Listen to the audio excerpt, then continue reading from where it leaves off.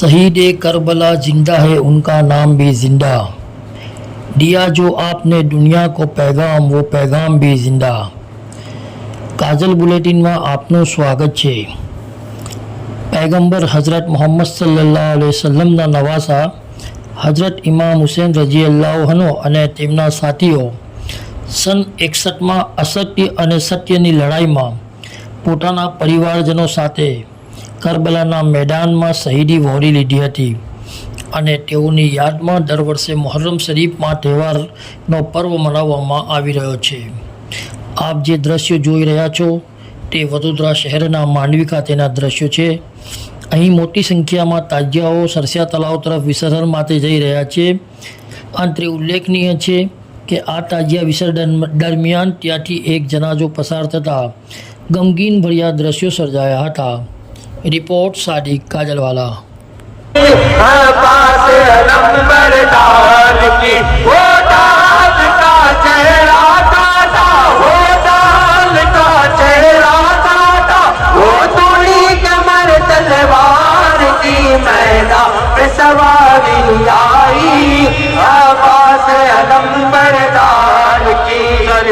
से जुदा के कहीं के चल बाजू हुए थे कहीं के दर्द से जुदा के कहीं के चल बाजू हुए थे कहीं के मैदान सवारी आई आकाश अलंबरदार की मैदान सवारी आई आकाश अलंबरदार की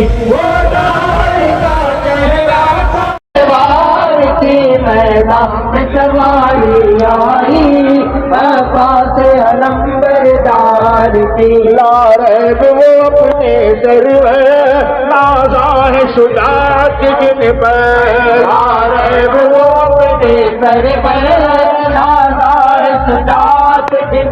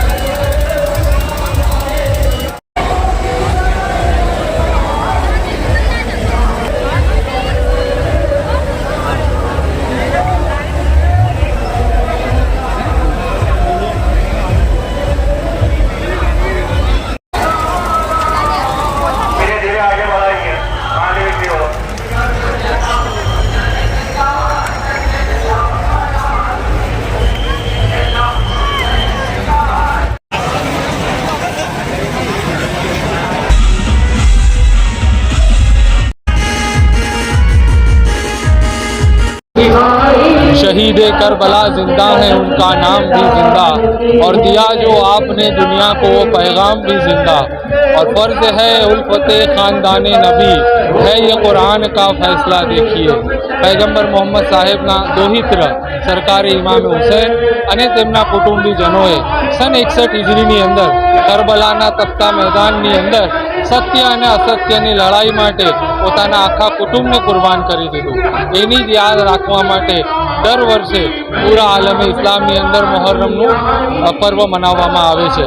વડોદરા શહેરની જાણીતી ખાનકા અહેલે સુન્નતના ગાદીપતિ સરકાર સૈયદ મોઇનુદ્દીન બાબા સાહેબ, એમના વડવાઓ કે સરકાર સૈયદ બદરુદ્દીન કામિલ બળોદવીએ આ તાજિયા શરીફ જે હમણાં આપણે દેખાઈ રહ્યું છે તેની સ્થાપના કરી અને છેલ્લા 85 થી 90 વર્ષથી આ તાજિયા શરીફનું જુલુસ દર વર્ષે કાઢવામાં આવે છે।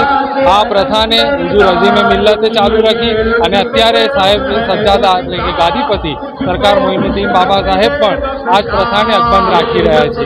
તમામ મુસ્લિમ બિરાદરોને મોહરમ પર્વની ખૂબ ખૂબ શુભેચ્છાઓ। હા બેન, ક્યાંથી આવો છો અને શું નામ છે અને શું મેસેજ છે? બસ હું અહીંયા બરોડાથી જ છું અને અહીંયા તાજે જોવા આવી છું। મારું નામ પટેલ જિજ્ઞેશાબેન છે અને અહીંયા સારું હોય છે મેનેજમેન્ટ। આજે મોહરમ હોવા છતાં સરસ છે એમનું મેનેજમેન્ટ ને બધી રીતે ધીમે ધીમે જાય છે બધા તાજે એક કોઈ ઇશ્યુ હોતો નથી અને સરસ છે, મને ગમ્યું। અમે ખાસા વર્ષથી આવીએ છીએ। કેવું લાગે છે આ વર્ષે? બસ બહુ ફાઇન।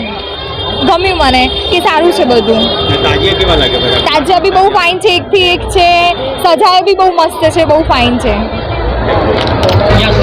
બુલંદ સહિત યંગ સર્કલ ફેન્ડો તાજિયો આજે માંડવી પાસે આવ્યો છે. કેટલા વર્ષથી બનાવો છો અને શું મેસેજ છે?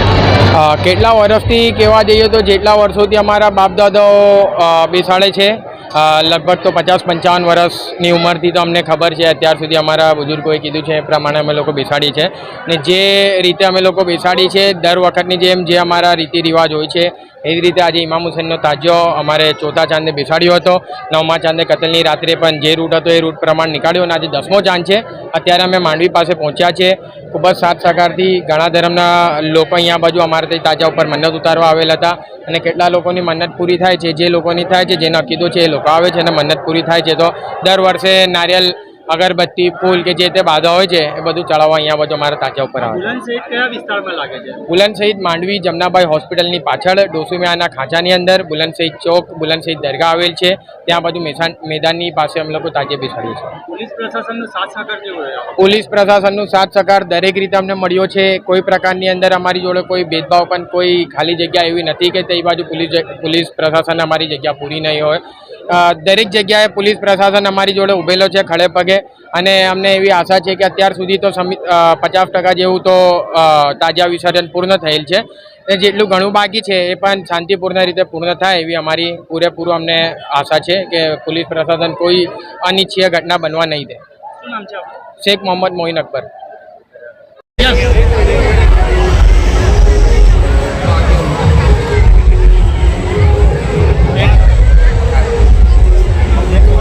પોલીસ પ્રશાસનનો સાથ કેવો અને કેવો દિવસ ચાલ્યો? આમ જોવામાં આવે તો પોલીસ પ્રશાસને ખૂબ જ સારી રીતે સપોર્ટ કર્યો છે તાજિયાના તમામ સર્કલોને તેમજ તાજિયા કમિટીને. અને આપ જે આ તાજિયો જોઈ રહ્યા છો એ મકરપુરા માણેજાનો છે, માસૂમ ફ્રેન્ડ સર્કલ દ્વારા કાઢવામાં આવેલું છે. અને તમે જોઈ રહ્યા છો કે આ તમામ યુવાઓ કાયદો વ્યવસ્થા જળવાઈ રહે અને કોઈ પણ અણબનાવ ના બને એ રીતે તમામ પ્રયત્ન કરી રહ્યા છે. અને પોલીસ અને પ્રશાસનનો ખૂબ જ સારો સપોર્ટ મળી રહ્યો છે. અને અમારે અમને એવી આશા છે કે આપણા વડોદરા શહેર જે સંસ્કારી નગરી છે તેમાં આવનારા તમામ તહેવારો હિન્દુ ના હોય, મુસલમાન ના હોય કે કોઈના પણ હોય એ સારી રીતે થાય અને સારો માહોલ બની રહે. एडवोकेट जुनैद सैयद. इस वीडियो को लाइक करें, हमारे चैनल को सब्सक्राइब कर बेल आइकन जरूर प्रेस करें